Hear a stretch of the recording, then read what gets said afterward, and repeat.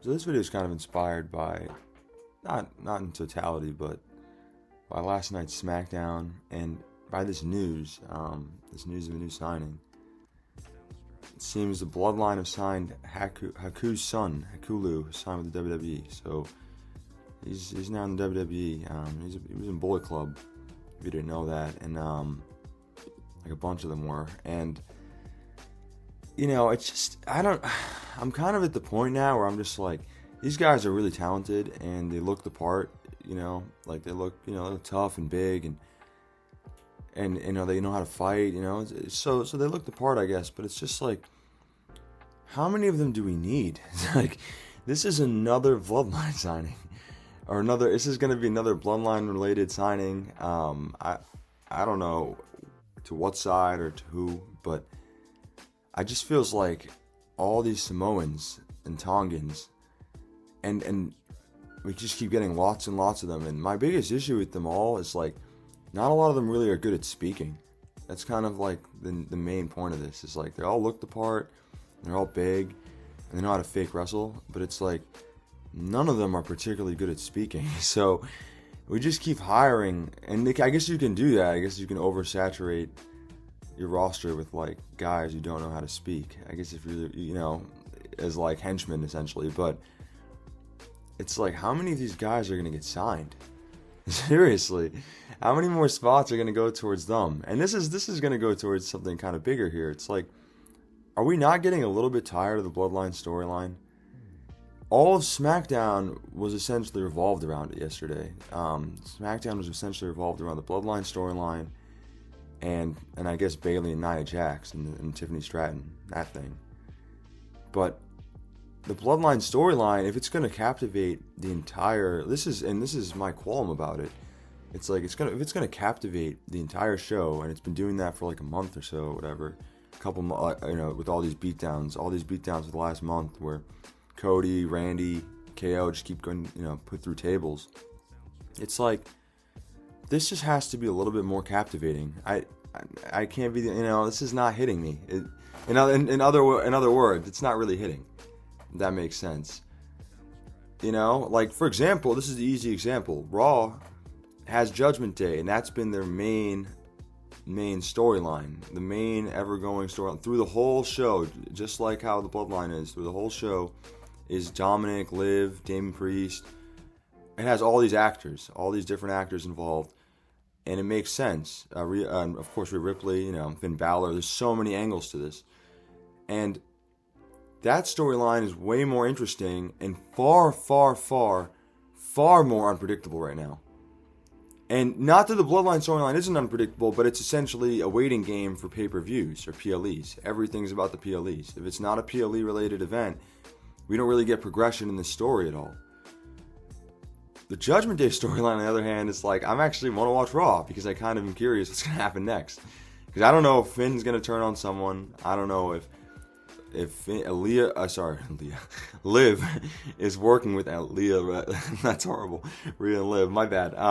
Liv, if she's working in unison with Finn or Dom, I don't know. Like, there's a lot to unpack. Like, and you have to watch because you want to understand every component to this, because this is like ever changing. Because every time someone's like, oh, it's about to end, Damian Priest is going to get kicked out, or someone's getting kicked out, it's not happening. So it's like, I don't know. That storyline to me is very captivating. We'll do another video on that one. That one's an excellent storyline. It's beyond unpredictable. It's so unpredictable. But it's just like, and that's what makes it so good. It's good TV. But this storyline, and it's fine. I don't have an issue with them like putting all these baby faces through announce tables. That's fine. Like, that's what heel groups do.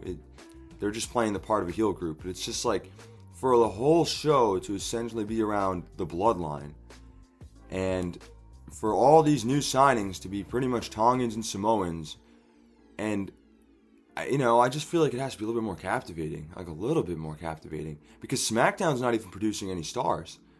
We touched up on that in the video yesterday. SmackDown's not producing really, we only touched up on it though, but they're not really producing anyone. It's the same cast. It's the same ever-going cast. No one's getting pushed. The people who are there are kind of stuck.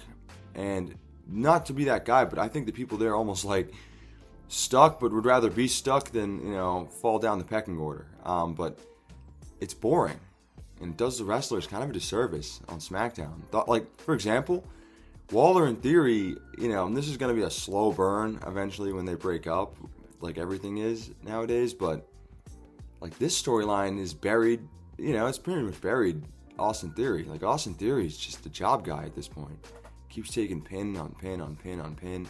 No one here is being developed. No one here is being, pushed. No one here is reaching the audience.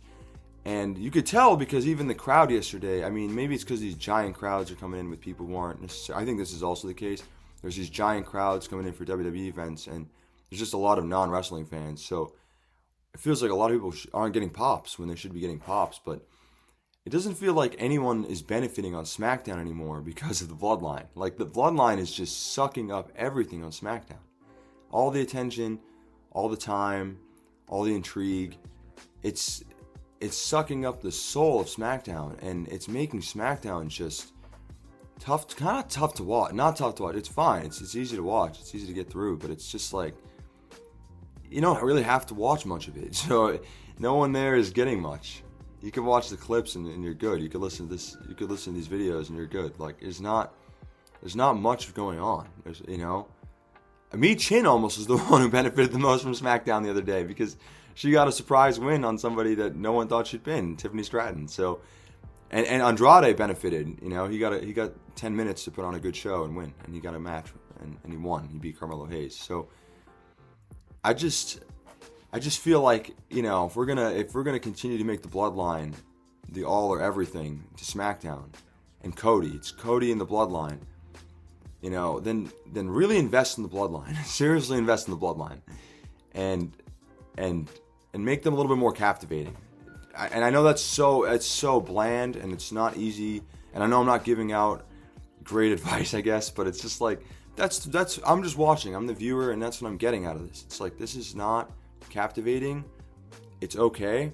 I get what they're doing. I get the story, but there's no progression unless it's a PLE. That's a fact.